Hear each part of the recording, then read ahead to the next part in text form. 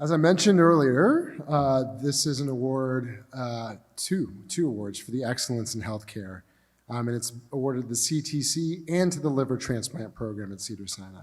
So I'm excited to invite Dr. Kasari to come to the stage and share with us a little more information on the liver transplant program and its dynamic director. Dr. Kasari, would you please join me? There you are.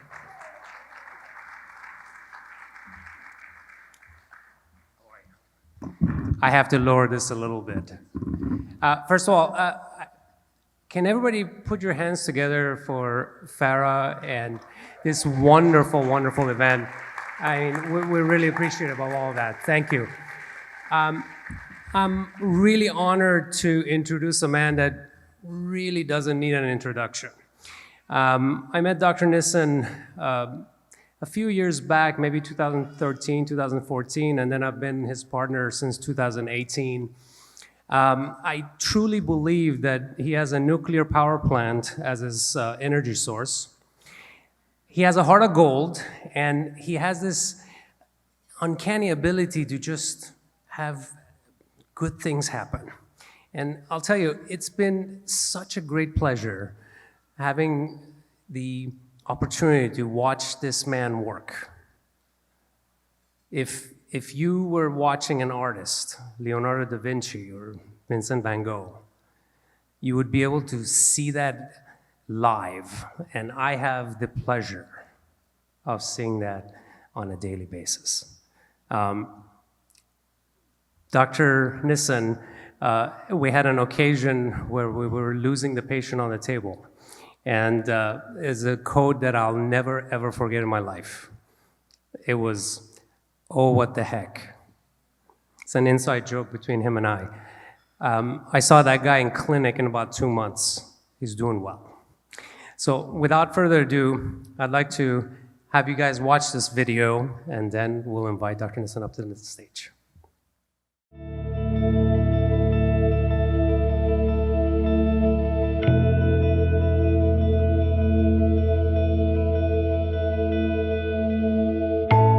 When I joined the program in 2001 as right out of fellowship training, we were a pretty small program. We did 30 to 40 transplants a year. There were 2 other surgeons there. We had just started the live donor program, and remember, this was before MELD. So this was before MELD, status 1, status 2, status 3, primarily hepatitis C and cancer. Hepatitis C and hepatocellular cancer were the diseases we were transplanting. Our volume stayed pretty static for the next decade or so, in that area. And there weren't a huge number of changes. Mostly changes were around the MELD and around organ allocation. There were some changes in unique transplant situations, HIV, cholangiocarcinoma, and some of these things evolved over the next 10 to 15 years, and those have been very successful. Transplants in HIV patients are now widely accepted. We were actually one of the first programs in the country to do liver transplants in HIV-positive patients. We were part of a multi-center trial. That's now become widely accepted and essentially standard of care. And transplant for cholangiocarcinoma. We were very early at accepting that protocol and in starting that program. Well, Dr. Nissen, he's a first-rate surgeon. He's a surgeon.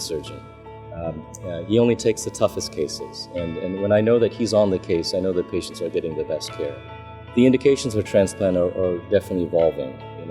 We've gone through the era of viral hepatitis C-related cirrhosis, and now we're in the fatty liver alcohol related liver disease era. CTC is continuing to evolve with that. We've been on the forefront and advocating for access to transplant for patients with brief periods of sobriety, and we're quite proud of that. And I'm sure as treatments for fatty liver disease evolve in the future, we'll be right in the mix there as well.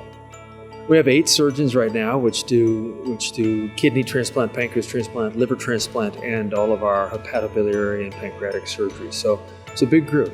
It's a very, very exciting, dynamic, collegial, and incredibly talented group of surgeons that I get to work with. The patient experience at Cedars-Sinai is always very individualized. It's always very compassionate. I think patients really like our personalized approach. They all have our cell phones. They all get phone calls from us. They call us by our first name many times.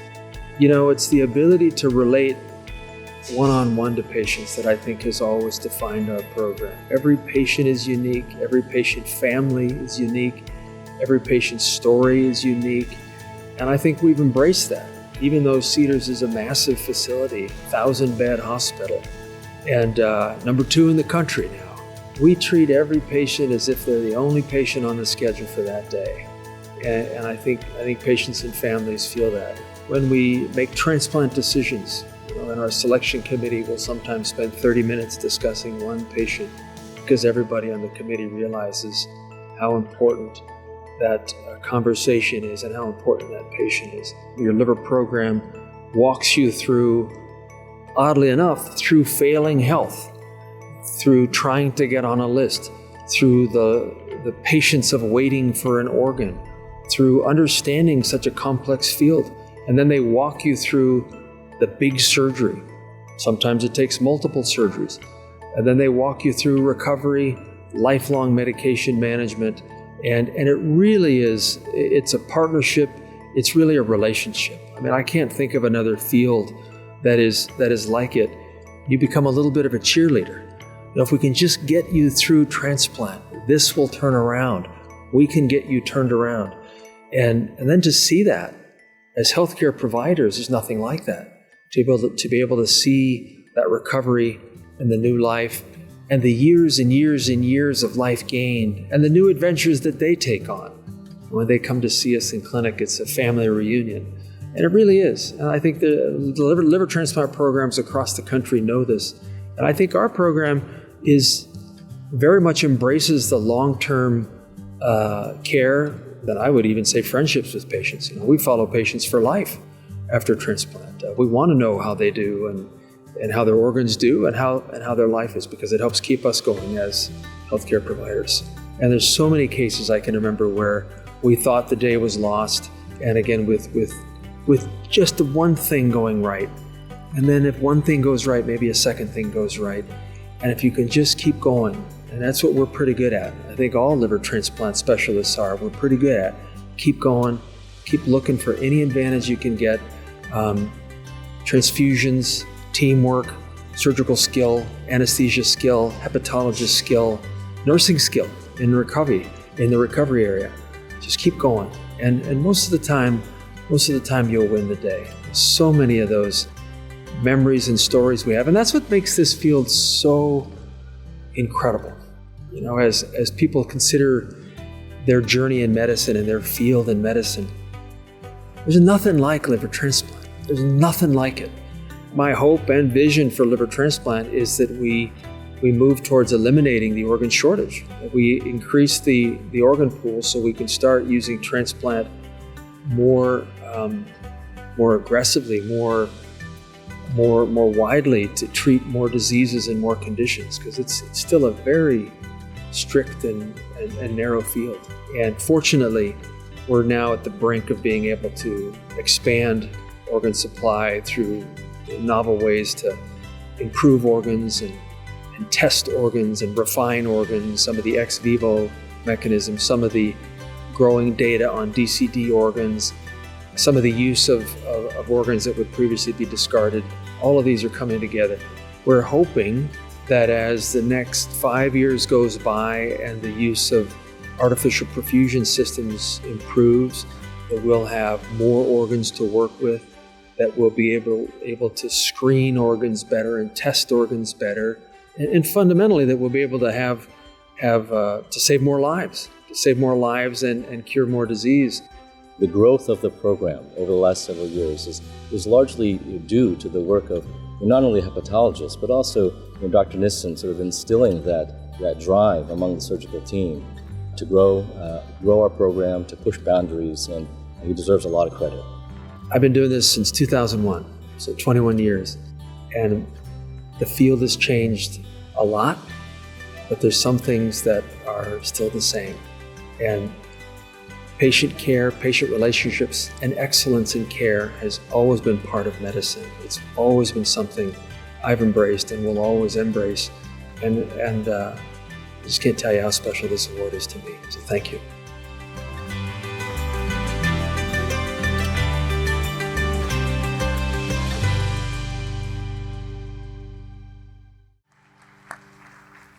When Dr. Nissen took over the program a few years ago, we were doing about 50 livers a year. And within just a few years, he literally doubled that number. We're about 100, 110 a year. At exactly 5:15 p.m. tonight, I called the OR, and Alan picked up the phone. I said, "What's going on?" He said, "Dr. Nissen is prepping." There's two things in that statement. One, they're starting a liver transplant at 5:15. It's about 9:20 right now, so that's about 4 hours later, and this man is here already.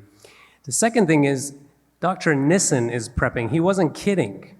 He was prepping the patient, and I've seen it with my own eyes. Without further ado, I'd like to introduce and bring Dr. Nissen up on the podium, please.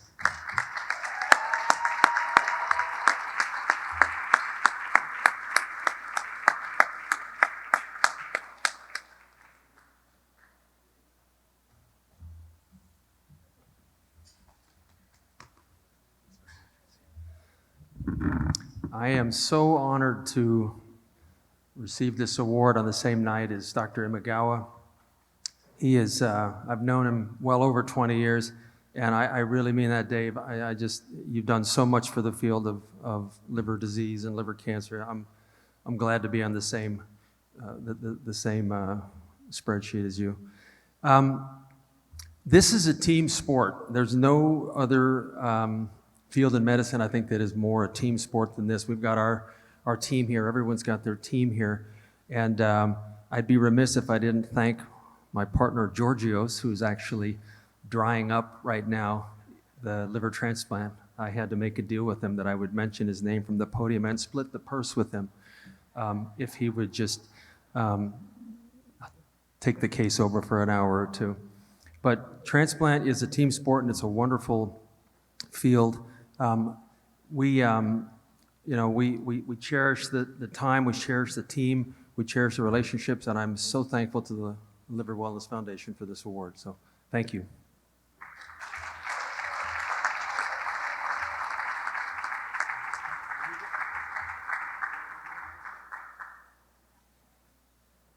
You guys are way cooler than me. You know what I mean? That thing.